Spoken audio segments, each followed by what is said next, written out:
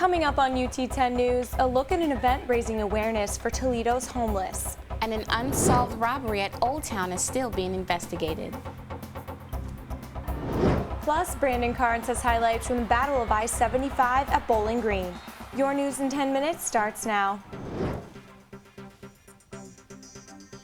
Thanks for joining us. I'm Kristen Rosendale. And I'm Alexa Marie Pitt. If you were downtown over the weekend, you may have noticed a massive tent.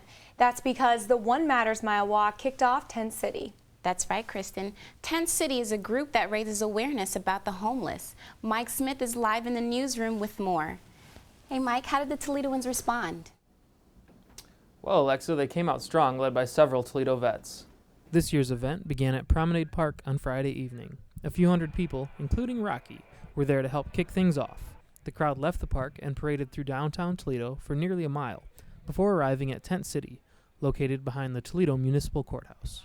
Tent City focused on homeless veterans this year, and volunteers like Nicole Willoughby came out to show their support.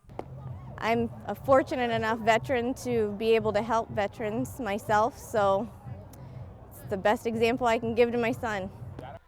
At Tent City, those in need can get a hot meal, some newly donated clothes, or even just kick back and have a little fun.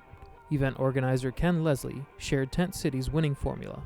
What we do is look at what people need and then respond to that need, and that will never change. The group has raised over $100,000, and 56 local vets now have a place to live. Live from the newsroom, I'm Mike Smith for UT10 News. On the night of October 9th, a second robbery occurred at Old Town Apartments. Two male suspects attempted to break into a car in the complex parking lot. A male resident witnessed the suspects breaking into the car. The suspects approached the resident and demanded his phone. They then led southbound on foot towards Dorr Street. The victim was not injured and the suspects have not been located at this time. The case is a Toledo police case because it happened off campus. However, we are working with Toledo police on the investigation. If you have any information on this case, please call Crime Stoppers at 419-255-1111. The university just finished celebrating Interfaith Week. Reporter Morgan McDougall looked into how UT is bringing people of different faiths together.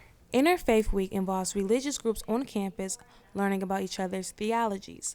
The events incorporated Buddhist fellowship, a multi-faith workshop, and volunteering for the less fortunate at Corpus Christi University Parish. It's a great opportunity for UT students to learn about different religions, step outside of the classroom and understand, like, oh, my friends are part of all these different religions. How can I learn more about them? With over 100 students participating, Jeff Witt says Interfaith Week creates a unity on campus. It's important to have a better understanding of the people that we live with and that we work with, and the students that we serve from the religious perspective as well as all the other aspects of diversity. For further information regarding Interfaith Week, please visit the UT10 website. I am Morgan McDougall for UT10 News. The UT community also came together to celebrate the Indian Students Cultural Organization's annual Dia. Dias are small clay lights used to celebrate special occasions and are part of the Diwali, one of the biggest holidays in India. UT's Dia included a fashion show, live band performances, dancing, and dinner. This celebration usually takes place between October and November, with families performing traditional activities together. It is in fact one of the biggest organized by any student organization here on campus at UT. About 600 people gathered in the Student Union Auditorium over the weekend. On Friday, the 13th annual Halloween offered a healthier side to Halloween. Sponsored by the UT Rec and Wellness Center, workers dressed up and raised awareness on health issues. Participants were given advice on exercise, nutrition, and were offered free medical testing, ranging from HIV to blood sugar. Faculty, students, and staff could also receive free flu shots and have their blood pressure taken. We get a lot of phone calls and a lot of requests at the beginning of the year asking when is the event, and people just waiting for it. It's an exciting event. Over 650 people attended this year's Halloween. With Halloween just a few days away, reporter Frank Vatchner got a chance to check out some spooky houses near UT. So for anyone looking for a good scare this Halloween, without having to spend a lot of money at a haunted house, just take a drive down Kenwood Boulevard. right here in Toledo, because you never know what you might see that might scare you.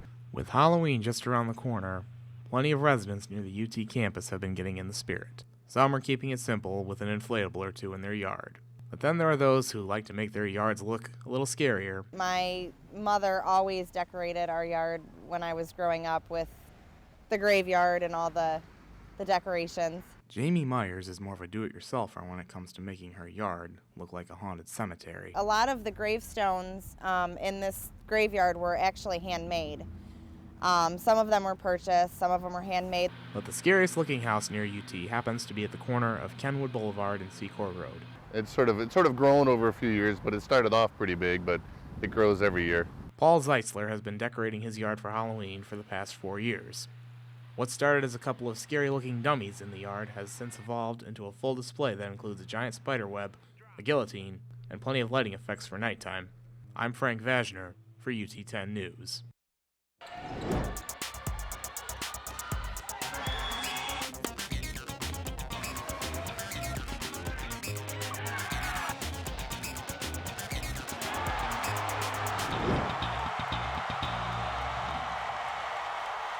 I'm Brandan Carnes, and this is your UT10 Sports. It was an exciting weekend for the Rockets as the football team took on Bowling Green and the women's soccer team hosted the Kent State Golden Flashes.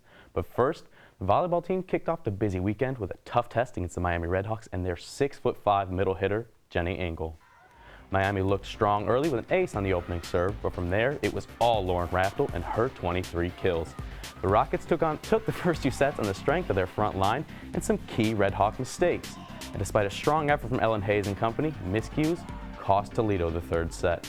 But Becca Reedy helped right the ship in the 4th with some strong serves, and the UT front line got back to form, leading the women to a 3-1 victory. Off the court and onto the gridiron, the football team was coming off a dramatic double overtime victory last week against Navy. The Rockets took on BG this week in a cold, windy Deutsch Perry Stadium. Toledo was looking to win their 4th straight Battle of I-75, and the Rockets launched into a quick lead thanks to a Kareem Hunt rush from a yard out. Toledo dominated early with a pair of Terrence Owens touchdown passes, including this one-handed snag from sophomore Alonzo Russell and a leaping catch from senior Bernard Reedy to extend the lead. But the momentum was stopped on this goal line sneak by BG's Matt Johnson, making it 21-7 at halftime. The Falcons then rattled off 25 unanswered and came soaring back on the strength of 2 Travis Green TDs, including this 7-yard scamper to give them the lead. Owens then would fail to connect with wide receiver Justin Olak in the end zone, but he'd bounce back and deliver an absolute strike to Alonzo Russell, giving the Rockets a 28-25 win. We came out the second half kind of slow. The defense, they game planned us a little bit. It slowed us down a little bit, but we had to just come back and execute, just do what we do. Our true freshman year, we came here and lost, and it was just a terrible feeling, so it's nice to rattle off 4 in a row. I know we couldn't have done it without all the seniors. So.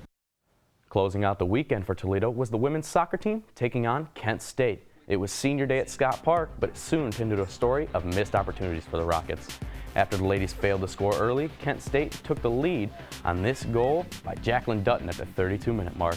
UT looked to score a few minutes later, but Rachel McLeod's header sailed just over the crossbar. McLeod quickly rebounded, turning and firing a shot into the net to tie it up 35 minutes in. But the second period was all Golden Flashes, despite multiple shots by Toledo. For Kent State, it was Jessica Geronda and Megan Johnson cashing in on their only 2 shots of the second half. I don't think we'll quit. These kids have character, our coaches have character. We're going to fight and continue to try and do things the way that we think they need to be done. And if we're proven right, great. If we're proven wrong, we'll learn from that too. Thanks, Brandan. That's it for UT10 News. For the latest breaking news from campus and bios from all UT10 reporters, go to our website, ut10news.com. And you can always watch our award-winning newscasts on YouTube and Facebook, where you can get caught up on all of your campus news whenever you want. For Brandan Carnes, Alexa Marie Pitt, and all of our crew, I'm Kristen Rosendale. Have a great week and stay tuned for more news from the UT campus.